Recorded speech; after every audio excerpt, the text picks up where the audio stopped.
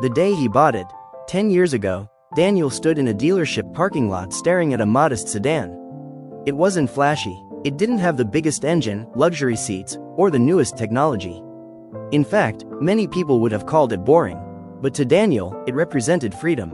After years of working long shifts and saving every spare dollar, he finally had enough money to buy a reliable vehicle. The moment he drove it home, he felt proud. Not because other people would be impressed, but because he had earned it.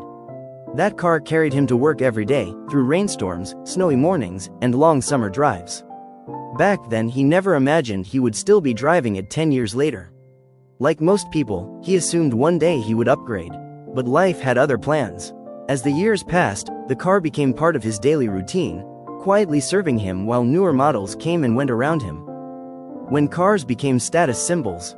As the years passed, Daniel noticed something changing around him. People seemed to replace their vehicles more often than ever before. Friends who once drove practical cars suddenly showed up with luxury SUVs, giant pickup trucks, and expensive electric vehicles. Social media made it worse. Everywhere he looked, people were posting photos of shiny new cars, leather interiors, and giant touchscreens. Slowly, cars stopped being transportation and became symbols. They became a way to show success, even when success wasn't really there. Some people spent hundreds of dollars every month on car payments just to impress people they barely knew.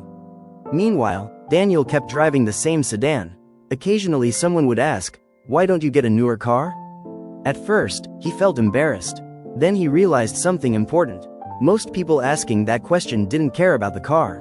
They cared about appearances. Daniel started asking himself a different question. Why spend money replacing something that still works perfectly? That simple question changed the way he viewed wealth forever. The memories inside the car. What outsiders never understood was that Daniel wasn't just driving a car anymore. He was driving a collection of memories. Every scratch had a story. The small dent on the rear bumper reminded him of teaching his daughter how to ride a bicycle. The faded coffee stain near the cup holder came from a road trip with his best friend years earlier. The passenger seat had carried family members, co-workers, and people who had since moved away. It had been there for first dates, job interviews, family vacations, and difficult conversations. The car had witnessed nearly every major chapter of his adult life. When Daniel sat behind the wheel, everything felt familiar. His hands knew exactly where every button was located without looking. He didn't need a giant touchscreen or complicated menus. He knew the sound of the engine, the feel of the steering wheel, and the personality of the vehicle itself. Driving it felt like putting on a comfortable old jacket that fit perfectly. The financial freedom nobody notices. While many of his friends were making monthly payments on new vehicles, Daniel's car had been paid off for years. Every month, hundreds of dollars stayed in his bank account instead of going to a lender. Those savings slowly turned into investments. Investments turned into opportunities. Opportunities turned into freedom. The funny thing was that nobody noticed. People noticed the shiny new truck. People noticed the luxury SUV. Nobody noticed the investment account growing quietly in the background. Over time, Daniel realized something most people never learn. Wealth is often invisible. The truly valuable things in life rarely sit in the driveway. They sit in retirement accounts, investment portfolios, paid-off homes, and financial peace of mind. Every year he kept the car, he became more comfortable ignoring social pressure.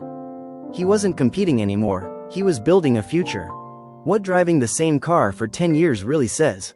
After 10 years, the car wasn't perfect. The paint had faded slightly. The technology was outdated. The buttons looked old compared to modern screens. Yet Daniel loved driving it more than ever.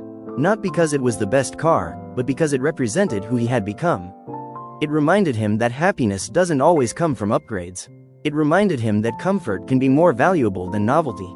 It reminded him that financial success often comes from what you choose not to buy. Most importantly, it reminded him that some of the best things in life grow more valuable with time.